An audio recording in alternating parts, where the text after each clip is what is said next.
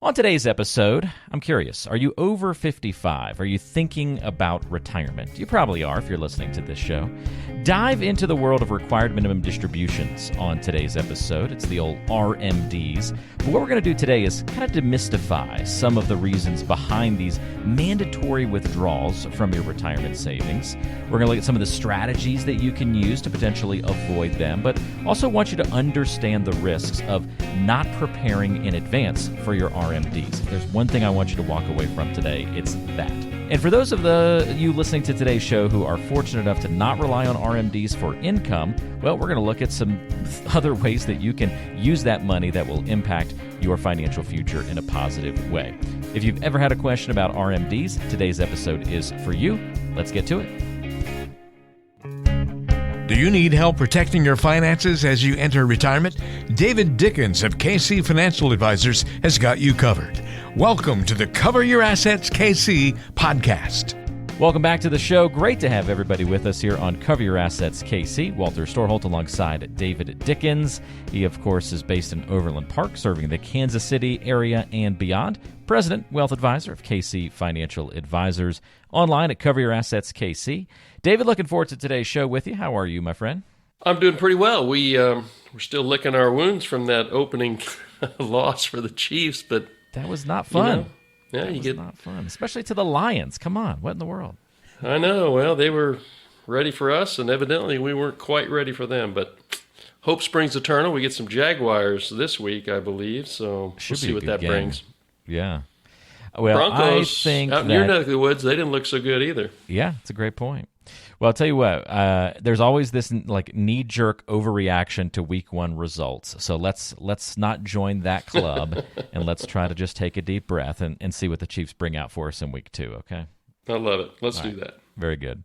Well, we kind of talked a little bit at the beginning of the show about what's coming up today, talking about RMDs, and kind of interesting that this topic comes up today, David, and I just happened to look back at my database to see past episodes that we've done on RMDs, and wouldn't you know it, the very first episode we ever did was about required minimum distributions. If you went back to episode number 1, that was the topic. Yeah. Wow.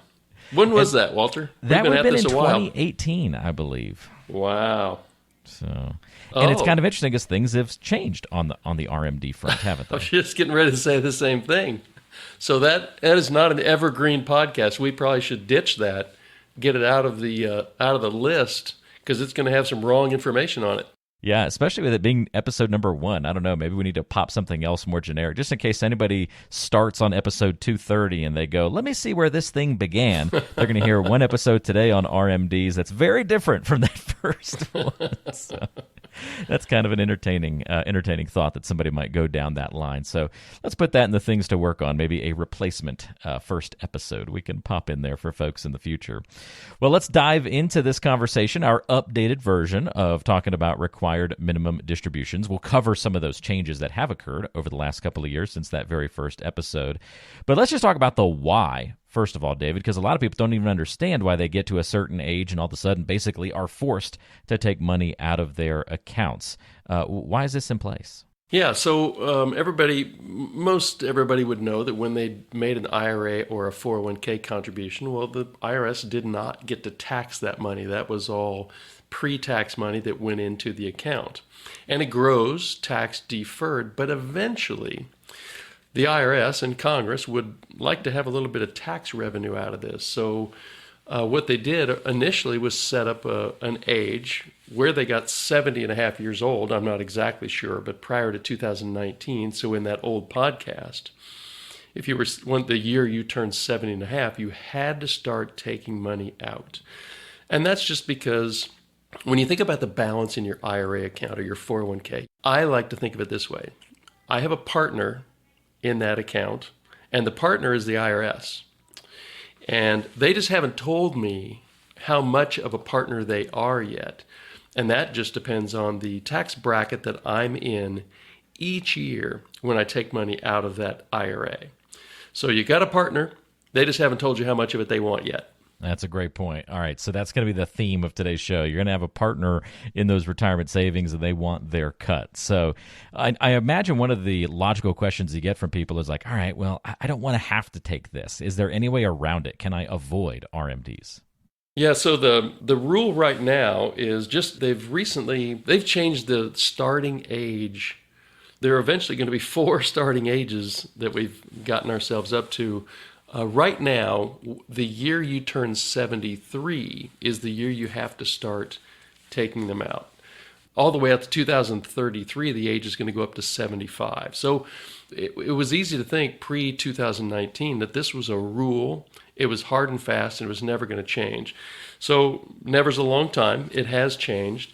And so, we should have some level of confidence that this is what it's going to be during our retirements. But frankly, these rules can change whenever Congress decides to make a change to them. So I could think of a couple of different ways that you can avoid having to take them, but you're going to have to take that with a grain of salt. One way to avoid taking them, or to certainly reduce the amount that you're going to have to take, is by doing a series of Roth conversions before your required minimum distribution age. And because if you have a Roth IRA, well, that doesn't have a required distribution requirement. You're never required to take money out of your Roth. But at age 73, you're required to start taking money out of your IRA. So that's one, is you could theoretically, between maybe your retirement date and age 73, could you convert all of your IRA into a Roth? Well, maybe. Yeah, you could. And actually, I've got one example at the end where a client almost got it all converted. A qualified charitable distribution is a provision that was snuck into one of these tax laws in the last couple years. And that doesn't preclude you from having to take your RMD. But what it does do is if you give that required distribution directly to a qualified charitable organization, then the distribution doesn't show up as a taxable event on your taxes. So let's say you've been a charitable giver all your life, you're still doing it in retirement, and you don't itemize your deductions anymore. Well, one way to get this money out of your IRA directly to a charity and not pay any taxes on it is through this qualified charitable distribution, a QCD. So those are the only 2 ways that I can think of where you can avoid having to take them, and those just mean I'm doing some additional planning to make sure that I'm either not having anything to take out, or I'm taking out less, or I'm doing it in a tax-efficient way. It's very helpful, David. We'll look at that example. Look forward to hearing a little bit more about that at the end of today's episode. So is this something we should plan for far in advance? Like, when does that planning need to happen, and what are some of the risks we face if we don't pay a whole lot of attention to these RMDs?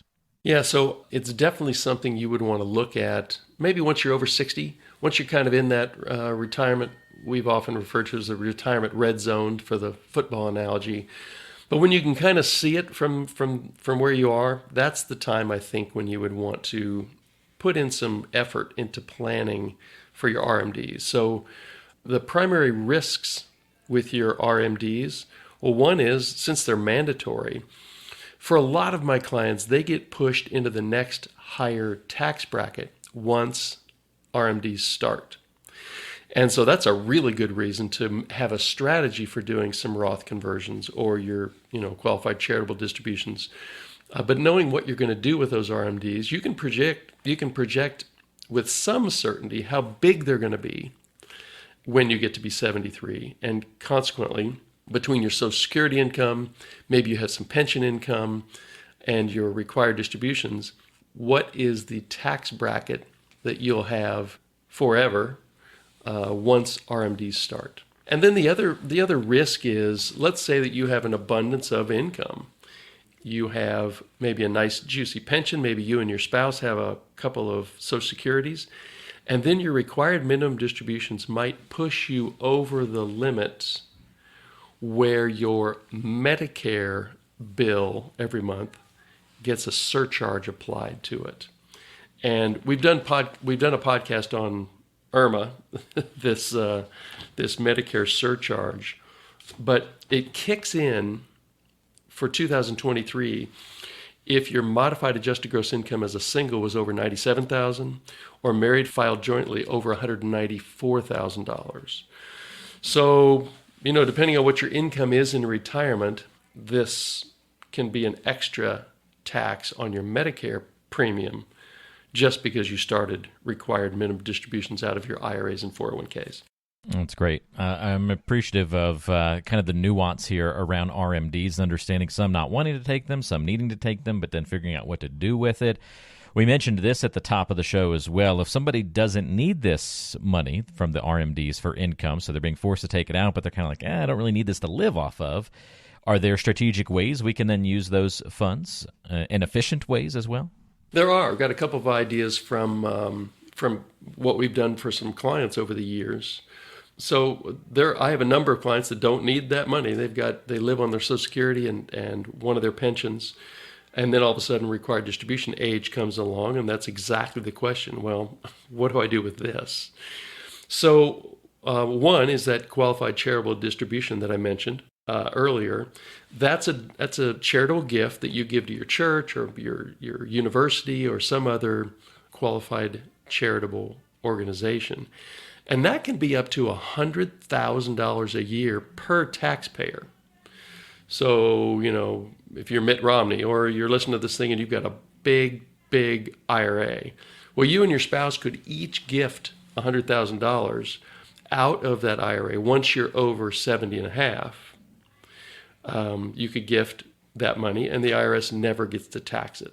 I'd say more than half of my clients who are taking required distributions use this qualified charitable distribution for money they were already going to give to their church.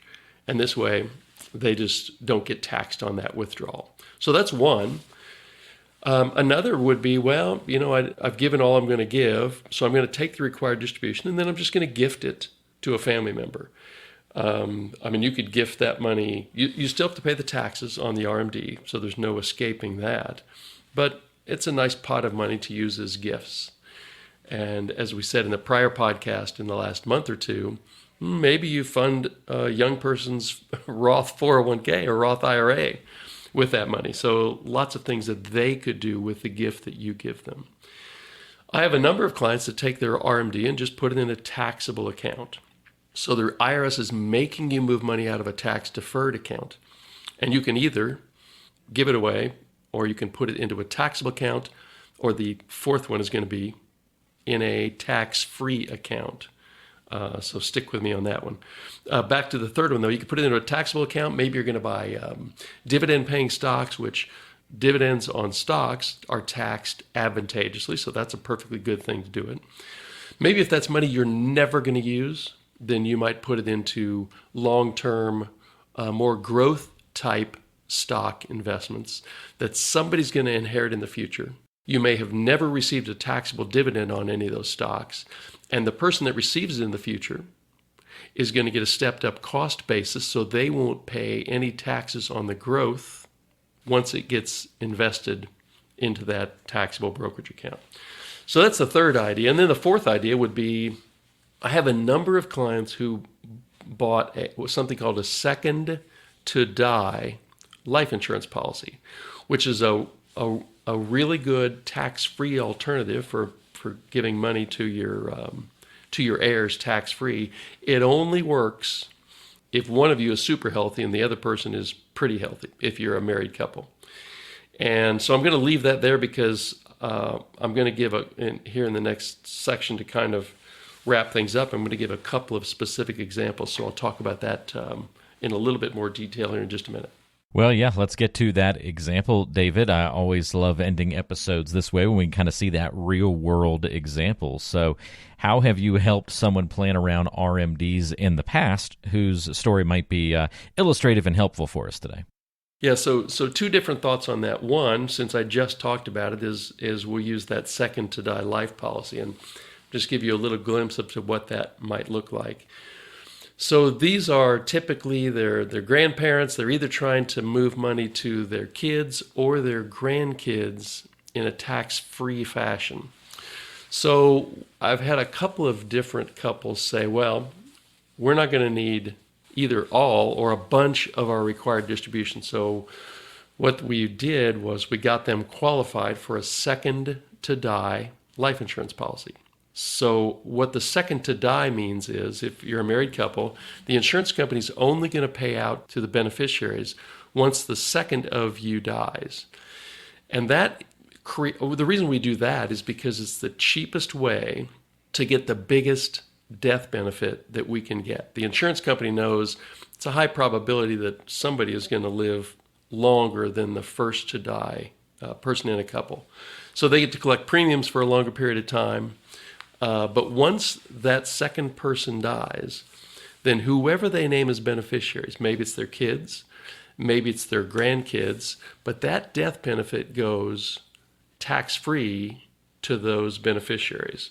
So that's a way of taking your required distribution, paying the tax on it yourself, but then reinvesting it in something that's going to pay a tax-free benefit down the road. I suppose the alternative is you could invest in municipal bonds and let somebody inherit that kind of thing. But this is a way, especially if you don't live into your early to mid 90s, some of the numbers can be fairly staggering when you look at the amount you pay each year, and that's a fixed amount each year. It doesn't go up each year. And then what it's going to leave in a tax-free benefit to your kids or grandkids. So that's definitely something that healthy grandparents, 73 and older, would want to take a look at.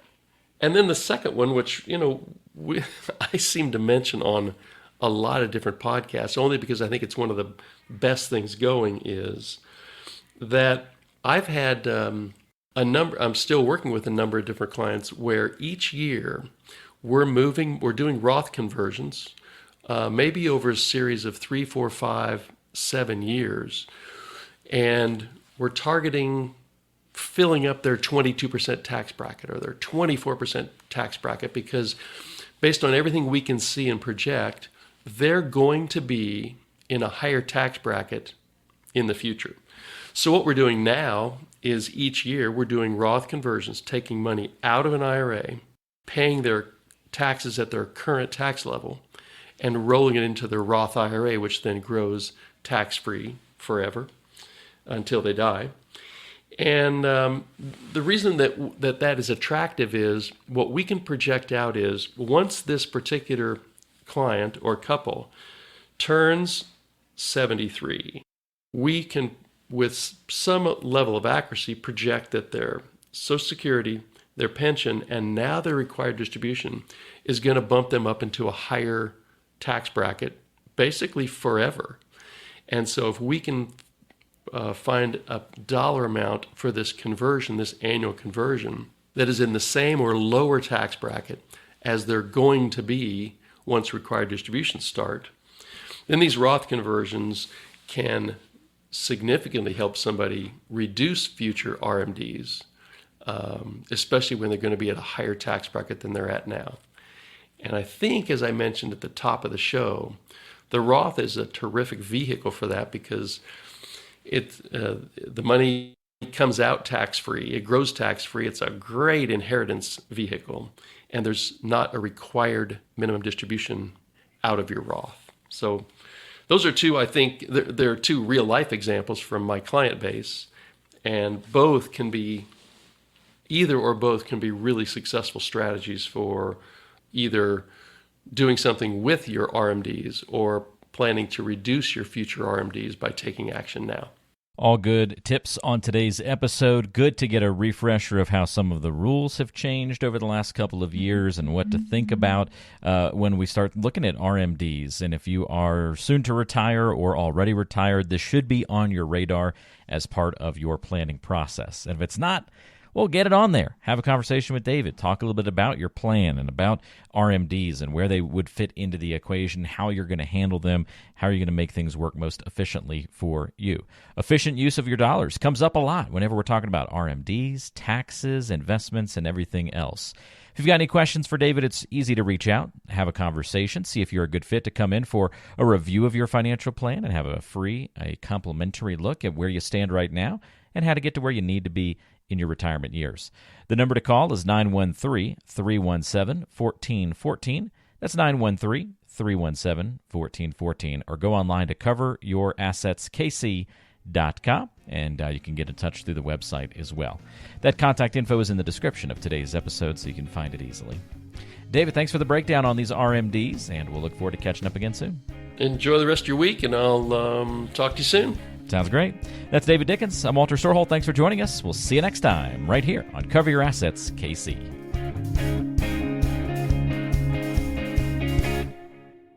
Advisory services offered through Creative One Wealth, LLC, an investment advisor. KC Financial Advisors and Creative One Wealth, LLC are not affiliated. We are an independent financial services firm helping individuals create retirement strategies using a variety of insurance products to custom suit their needs and objectives. The information and opinions contained in this program have been obtained from sources believed to be reliable, but accuracy and completeness cannot be guaranteed. They are given for informational purposes only and are not a solicitation to buy or sell any of the products mentioned. The information is not intended to be used as the sole basis for financial decisions, nor should it be construed as advice designed to meet the particular needs of an individual situation. This material has been provided by a licensed insurance professional for informational and educational purposes only and is not endorsed or affiliated with the Social Security Administration or any government agency. It is not intended to provide and should not be relied upon for accounting, legal, tax, or investment advice.